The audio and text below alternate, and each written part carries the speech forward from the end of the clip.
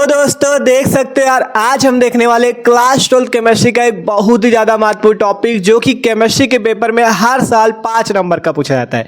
देख सकते हो यार, आज हम देखने वाले क्रिस्टल क्षेत्र सिद्धांत, क्रिस्टल फील्ड थ्योरी के बारे में, और बहुत ही बेहतरीन तरीके से समझने वाले, एकदम आसान से। और बात करें केमिस्ट्री के पेपर में हर साल 5 नंबर का ये पूछा जाता है, तो बहुत ही ज्यादा महत्वपूर्ण टॉपिक है। देख सकते हो यहाँ पे जितनी बातें लिखी इनको आपको रटना बिल्कुल नहीं। आप देख रहे होगे भैया ने इतना लिखा दिया, रटना बिल्कुल नहीं है। एक एक बात ना समझा दिया तो नाम बदल लेना, ठीक है। पूरा एक एक बात आपको समझा देंगे, जितनी चीजें यहाँ पे लिखी हुई है सब कुछ आप समझोगे और 5 नंबर पूरे एग्जाम में लेके आओगे, ठीक है। 5 में 4 नहीं, 5 में 5 मिलेंगे। तो बस आपको करना क्या होगा, कुछ समय देना होगा और इसे समझने का प्रयास करना होगा। तो चलो शुरू करते हैं। क्रिस्टल क्षेत्र सिद्धांत, क्रिस्टल फील्ड थ्योरी। तो जैसा कि आपको तो पता है यार कि केमिस्ट्री का जो 5वां चैप्टर उपसय संयोजन यौगिक, वो चैप्टर हम लोग देख रहे थे, उसी का ये टॉपिक है क्रिस्टल क्षेत्र सिद्धांत, क्रिस्टल फील्ड थ्योरी। और इंपॉर्टेंट बहुत ज्यादा है, तो देखो इसे समझते हैं एकदम मस्त तरीके से। तो सबसे पहले एक एक लाइन पढ़ते चलेंगे और उसे उदाहरण के द्वारा आपको समझाते हुए चलेंगे। तो देखो, क्रिस्टल क्षेत्र सिद्धांत इंग्लिश पे कहते हैं क्रिस्टल फील्ड थ्योरी, ठीक है। यहाँ पे क्या लिखा गया, क्रिस्टल क्षेत्र सिद्धांत का प्रतिपादन। मतलब सबसे पहले बात यह आती है कि क्रिस्टल क्षेत्र को किसने बनाया, क्रिस्टल क्षेत्र सिद्धांत को किसने दिया, कौन से साइंटिस्ट थे वो। तो क्रिस्टल क्षेत्र सिद्धांत का प्रतिपादन किसने किया है, एच बैठे तथा वान ब्लेक ने किया था। क्रिस्टल क्षेत्र सिद्धांत का जो प्रतिपादन है, अर्थात क्रिस्टल क्षेत्र सिद्धांत को किसने दिया है, एच बैठे नामक वैज्ञानिक तथा वान ब्लेक। 2 वैज्ञानिक थे, एक का नाम था एच बैठे और दूसरे का नाम था वान ब्लेक। इन दोनों वैज्ञानिकों ने मिलकर इस सिद्धांत का प्रतिपादन किया, जिसे नाम दिया गया क्रिस्टल क्षेत्र सिद्धांत, ठीक है। पहला पॉइंट यही है। फिर हमने लिखा यह सिद्धांत संकुल यौगिकों, संकुल यौगिक अर्थात उपसहसंयोजन यौगिक, ठीक है। यह सिद्धांत उपसहसंयोजन यौगिकों या संकुल यौगिकों के निर्माण तथा उनके चुंबकीय गुण, रंग या स्पेक्ट्रा की सफलतापूर्वक व्याख्या करता है। कोई भी संकुल यौगिक हो, मान लो एग्जाम्पल के तौर पे जैसे K4 FeCN का होल 6, ये आपके पास एक क्या है, संकुल यौगिक है, उपसहसंयोजन यौगिक है। तो अगर बात करें क्रिस्टल क्षेत्र सिद्धांत इस संकुल यौगिक की क्या क्या गुण की व्याख्या करता है, तो कुछ गुणों की व्याख्या करता है, जैसे कि उसके चुंबकीय गुण की, इस यौगिक का चुंबकीय गुण क्या है, इसका रंग कैसा है, इसका स्पेक्ट्रा कैसा, इन सभी गुणों की सफलतापूर्वक व्याख्या करता है क्रिस्टल क्षेत्र सिद्धांत, ठीक है। तो ये बात है कि यह सिद्धांत संकुल यौगिकों के निर्माण तथा उनके चुंबकीय गुण, रंग या स्पेक्ट्रा की सफलतापूर्वक व्याख्या करता है। इतनी बात समझ में आई। सबसे पहले किसने प्रतिपादन किया, एच बैठे तथा वान ब्लेक ने। और यह सिद्धांत जो है संकुल यौगिकों के स्पेक्ट्रा, रंग और उसके चुंबकीय गुण की सफलतापूर्वक व्याख्या करता है। अब इसके बाद यहाँ पे हमने कुछ परिकल्पनाएं लिखी जो कि एच बैठे तथा वान ब्लेक ने निकाली, उनको समझते हैं, फिर आपको पूरा समझाते चलेंगे एकदम मस्त तरीके से। हमने लिखा इसकी मुख्य परिकल्पनाएं निम्न है। मतलब इसके बारे में जो दोनों वैज्ञानिक थे, वान ब्लेक और एच बैठे, उन्होंने जो इस सिद्धांत से निष्कर्ष निकाला या जो परिकल्पनाएं निकाली वो यहाँ पे लिखी गई है। पहला नंबर एक एक पढ़ते चलेंगे, समझाते चलेंगे, ठीक है। पहला नंबर है, एक संकुल केंद्रीय धातु आयन एवं उसे चारों ओर से घेरे हुए विभिन्न लिगेंडों का समूह होता है। जब उन्होंने अपना सिद्धांत लगाया संकुल यौगिक पे, तो सबसे पहला निष्कर्ष निकाला कि एक संकुल यौगिक जो होता है केंद्रीय धातु आयन एवं उसे चारों ओर से घिरे हुए लिगेंडों का समूह होता है। पढ़ लो, एक संकुल केंद्रीय धातु आयन एवं उसे चारों ओर से घेरे हुए विभिन्न लिगेंडों का समूह होता है। जैसे कि ये आपका एक संकुल यौगिक है, ठीक है। इस पे आपको पता है Fe क्या है, केंद्रीय धातु आयन है। Fe पता है, केंद्रीय धातु आयन या केंद्रीय धातु परमाणु है। बात करें यहाँ पे Cn क्या चीज है, Cn को बोलते हैं लिगेंड। Cn को क्या बोलते हैं, लिगेंड बोलते हैं। ये सिंपल सी बातें सबको बताऊंगी। Fe केंद्रीय धातु परमाणु, Cn लिगेंड। अब कहा गया जो केंद्रीय, ये जो संकुल यौगिक होता है, इसमें क्या होता है, आपका इसका अगर स्ट्रक्चर हम बनाए, जैसे ये है, इसका स्ट्रक्चर बनाए तो ऐसे बनता है 4K+, यहाँ पे Fe, 6 Cn है तो आपके पास 6 Cn इस टाइप से लग जाएंगे। पहला Cn, दूसरा Cn, तीसरा Cn, चौथा Cn, ये 5वां Cn आया और ये 6वां Cn। इस टाइप से 6 Cn आपके लग जाते हैं और यहाँ पे बाहर 4-, ठीक है। यहाँ पे K4 था इसलिए 4K+ और बाहर 4-। तो यहाँ पे आपने क्या देखा कि जो केंद्रीय धातु आयन है Fe वो बीच में होता है और जो 6 Cn होते हैं इससे उपसहसंयोजक बॉन्ड द्वारा या उपसहसंयोजक बंध, ये जो तीर का निशान बना हुआ है ना बीच में सबके, इसे बोलते हैं उपसहसंयोजक बंध। तो जो केंद्रीय धातु आयन आपका Fe है वो क्या होता है, विभिन्न लिगेंडो, लिगेंड यहाँ पे कौन है, Cn, विभिन्न लिगेंडो से घिरा हुआ होता है। देख सकते हो Fe के चारों ओर कौन है, Cn उपस्थित है। Fe के चारों ओर कौन उपस्थित है, लिगेंड उपस्थित है अर्थात Cn उपस्थित है। तो आप यहां से कह सकते हो जो संकुल यौगिक होता है इसमें जो होता है केंद्रीय धातु आयन एक जो होता है वो विभिन्न लिगेंडों से घिरा हुआ होता है। यही पहला पॉइंट है, एक संकुल केंद्रीय धातु आयन एवं उसे चारों ओर से घिरे हुए विभिन्न लिगेंडों का समूह होता है। एक संकुल यौगिक जो होता है केंद्रीय धातु आयन, जैसे कि यहाँ पे Fe है, Fe और उसको चारों ओर से घेरे हुए जो विभिन्न लिगेंड है उन लिगेंडों का समूह होता है। ठीक है, ये एक संकुल की इन्होंने परिभाषा भी बता दी कि एक संकुल केंद्रीय धातु आयन एवं उसे चारों ओर से घेरे हुए लिगेंडों का समूह होता है, जैसे हमने आपको यहाँ पे दिखाया। ठीक है, ये बात हो गई। पहला हमने समझा कैसे आपका केंद्रीय धातु आयन विभिन्न लिगेंडों से घिरा हुआ होता है। तो संकुल यौगिक जो होता है केंद्रीय धातु आयन एवं उसे चारों ओर से घेरे हुए विभिन्न लिगेंडों का समूह होता है। दूसरा पॉइंट पढ़ते हैं। दूसरा पॉइंट है बिंदु आवेश रूपी लिगेंडों तथा केंद्रीय धातु आयन के मध्य स्थितिज वैद्युत आकर्षण होता है। क्या कहा गया कि बिंदु आवेश रूपी लिगेंडो, जैसे कि यहाँ पे Cn, अगर यहाँ पे बात करें हम लोग Cn की, तो Cn के ऊपर कौन सा आवेश होता है, माइनस। Cn के ऊपर कौन सा आवेश होता है, माइनस आवेश होता है, अर्थात जो आपके लिगेंड होते हैं उन पे कोई ना कोई आवेश होता है। तो इसलिए कहा गया बिंदु आवेश रूपी लिगेंडो। ठीक है, आप सीधा सीधा समझ सकते हो, लिगेंडो तथा केंद्र धातु आयन के मध्य स्थित वैद्युत आकर्षण होता है। जैसे कि यहाँ पे केंद्रीय धातु आयन Fe और बिंदु आवेश रूपी लिगेंड Cn, इनके मध्य क्या होता है, आकर्षण होता है। मतलब ये एक दूसरे की ओर खींचते हैं, दोनों के मध्य आकर्षण होता है। ये चीज बताया गया कि बिंदु आवेश रूपी लिगेंडो तथा केंद्रीय धातु आयन के मध्य क्या होता है, स्थितिज वैद्युत आकर्षण होता है। ये बात किसने बताई, एच बैठे तथा वान ब्लेक ने अपनी परिकल्पनाओं पे। पहली परिकल्पना समझी कि धातु आयन जो होता है उस मतलब संकुल जो होता है केंद्रीय धातु आयन एवं उसे चारों ओर से घिरे हुए लिगेंडों का समूह होता है। दूसरी बात बताई कि बिंदु आवेश रूपी लिगेंडो तथा केंद्रीय धातु आयन के मध्य क्या होता है, आकर्षण होता है, स्थितिज वैद्युत आकर्षण होता है। अब देखते हैं तीसरी परिकल्पना। इन्होंने बताया कि लिगेंडो के केंद्रीय धातु आयन की ओर अग्रसर होने पर धातु आयन के डी कक्षकों की ऊर्जा में वृद्धि हो जाती है। पढ़ो ध्यान से समझना, आप एक एक बात समझोगे। लिगेंडो के केंद्रीय धातु आयन की ओर अग्रसर होने पर धातु आयन के डी कक्षकों की ऊर्जा में वृद्धि हो जाती है। पहले दूसरे नंबर पॉइंट पे उन्होंने कहा कि बिंदु आवेश रूपी जो लिगेंड होते हैं वो केंद्रीय धातु आयन की ओर आकर्षित होते हैं, अर्थात उनके मध्य आकर्षण होता है। आकर्षण होता है अर्थात उसकी ओर खींचे चले जाते हैं या उसकी ओर अग्रसर होते हैं। नीचे वाले पॉइंट पे कह दिया गया कि लिगेंडो के केंद्रीय धातु आयन की ओर अग्रसर होने पर या आकर्षित होने पर जो लिगेंड केंद्रीय धातु आयन की ओर आकर्षित हो रहा है, उसकी ओर जा रहा है, तो उससे क्या होता है, उससे धातु आयन के डी कक्षकों की ऊर्जा में वृद्धि हो जाती है। ठीक है, इस Fe, ये जो Fe आप देख रहे हो, अगर इस Fe की ओर ये Cn लिगेंड खींच रहा है, उसकी ओर आकर्षित हो रहा है, तो जो Fe का डी कक्षक है, उसकी एनर्जी जो होती है वो बढ़ जाती है, ऊर्जा में वृद्धि हो जाती है। यही मेन चीज है कि लिगेंडो के केंद्रीय धातु आयन की ओर अग्रसर होने पर या ये जो लिगेंड है ये केंद्रीय धातु आयन की ओर जो आकर्षित हो रहा है, उससे इस केंद्रीय धातु आयन के डी कक्षक की ऊर्जा जो होती है बढ़ जाती है, वृद्धि हो जाती है। पढ़ लो, लिगेंडो के केंद्रीय धातु आयन की ओर अग्रसर होने पर धातु आयन की डी कक्षकों की ऊर्जा में वृद्धि हो जाती है। उसकी जो धातु आयन जैसे Fe है, उसकी जो आपका डी कक्षक है उसकी ऊर्जा में वृद्धि हो जाती है। अगला पॉइंट पढ़ते हैं। अभी एक एक पॉइंट समझेंगे, टेंशन ना लो, आपको एक एक बात समझनी है। उसके बाद कहा गया, देखो अगला पॉइंट हमने लिखा, डी कक्षकों की ऊर्जा में वृद्धि समान रूप से नहीं होती। जो डी कक्षक लिगेंड के मार्ग में आते हैं उनकी ऊर्जा में ही अपेक्षाकृत वृद्धि होती है। ठीक है, मतलब डी कक्षकों की जो ऊर्जा में वृद्धि एक समान रूप से नहीं होती। मान लो डी कक्षक है तो उसमें एक समान रूप से वृद्धि हो जाए, ऐसा नहीं होता। डी कक्षक की ऊर्जा में वृद्धि एक समान रूप से नहीं होती, उन्हीं डी कक्षकों की ऊर्जा में वृद्धि होती है जो डी कक्षक लिगेंड के मार्ग में आते हैं। ठीक है, कहा गया डी कक्षकों की ऊर्जा में वृद्धि समान रूप से नहीं होती, जो डी कक्षक लिगेंड के मार्ग में आते हैं उनकी ऊर्जा में ही वृद्धि होती है।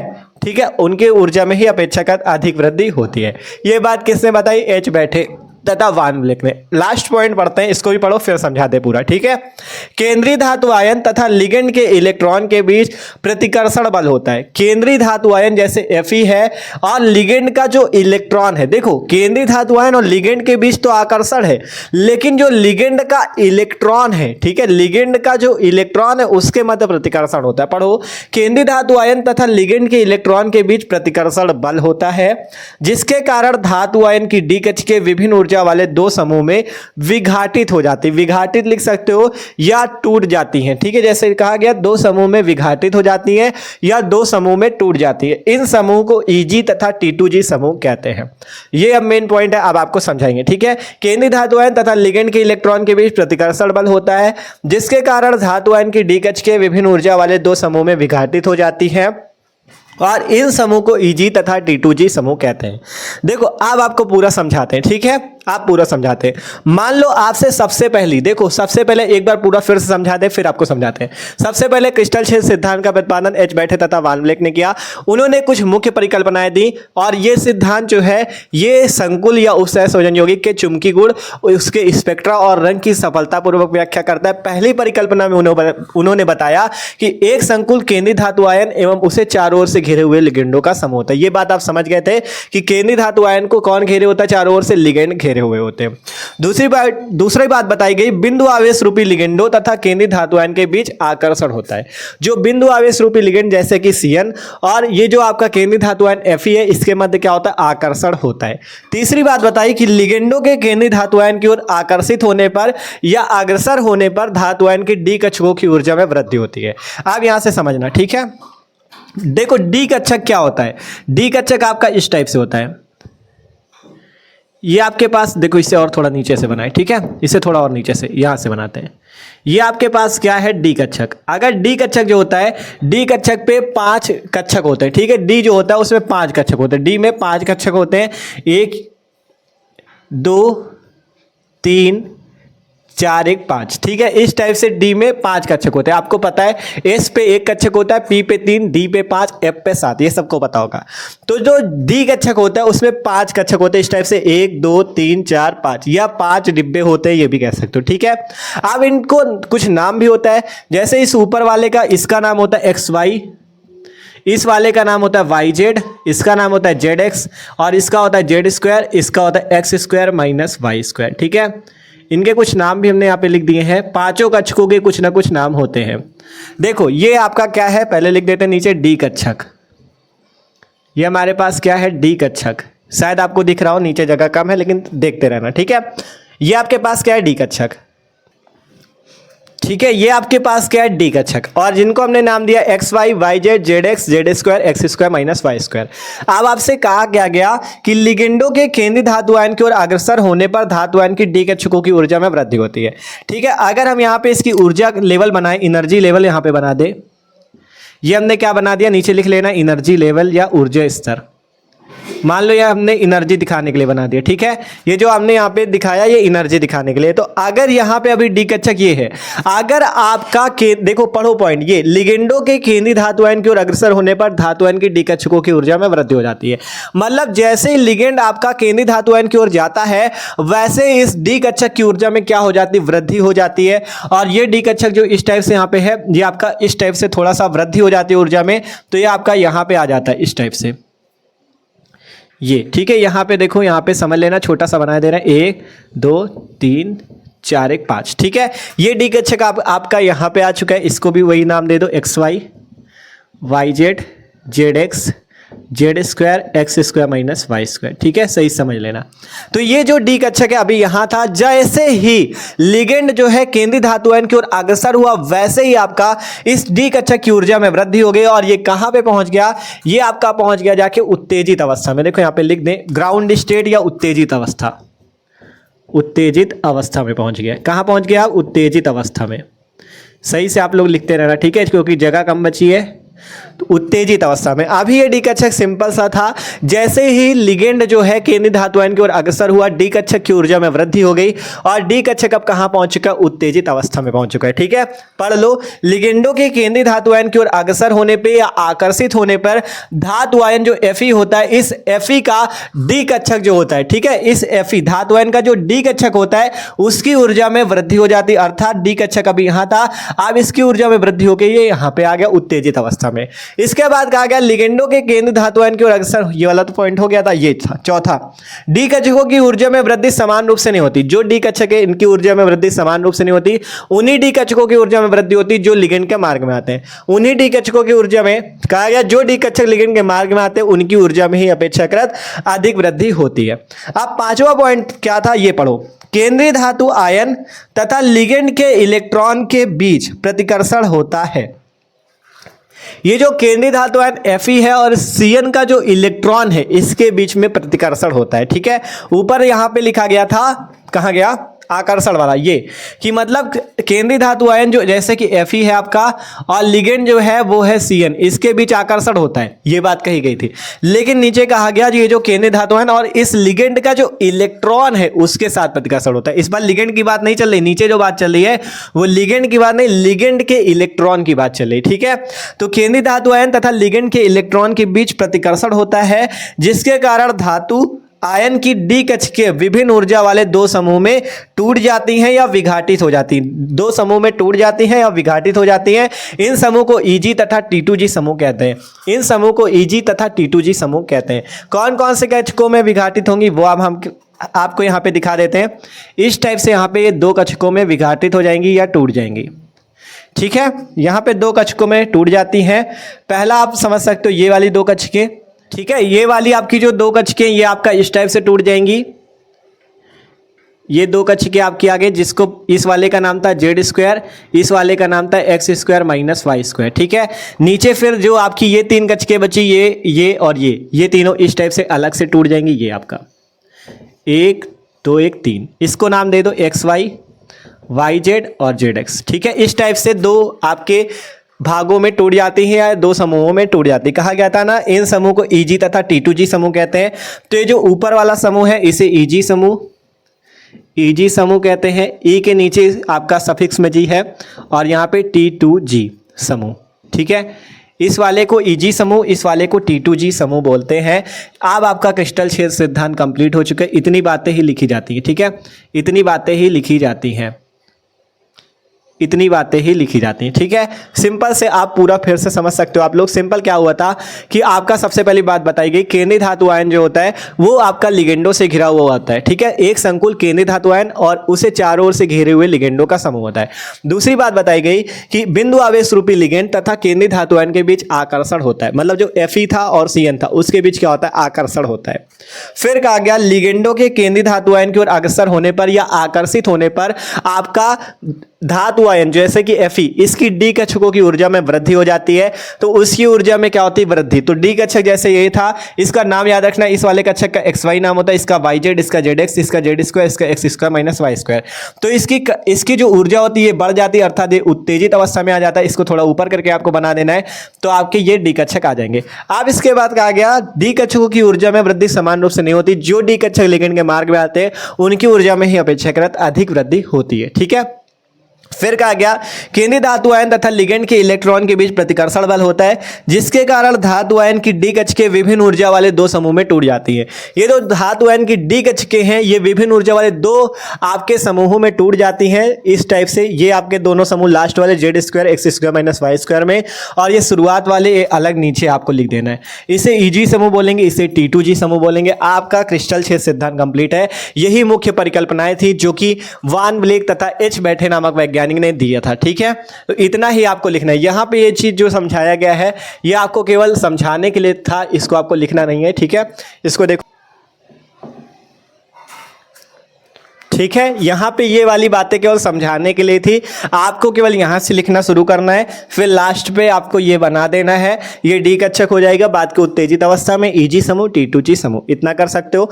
या आप अगर जैसे कि हमने अभी बनाया था आप बनाना चाहते हो तो जैसे ही पहला वाला लिख लेना, या एक संकुल केंद्रीय धातु आयन उसे चारों ओर से घिरे हुए लिगेंडों का समूह होता है।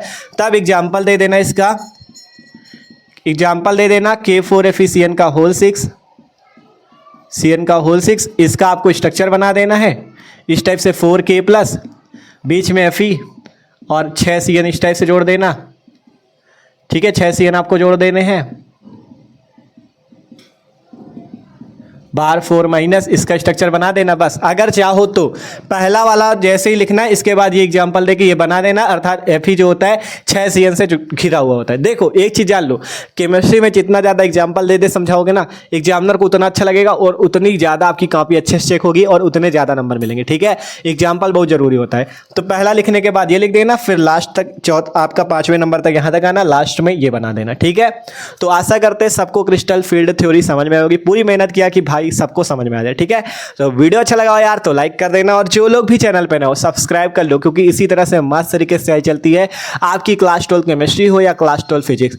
डिस्क्रिप्शन पे आपको दोनों की प्लेलिस्ट मिल जाएगी, उससे जाके मस्त तरीके से तैयारी कर सकते हो और मस्त नंबर भी ला सकते हो बोर्ड एग्जाम में। तो मिलते हैं यार किसी अगले वीडियो पे, इसका स्क्रीनशॉट जिसको करना हो कर सकते हो।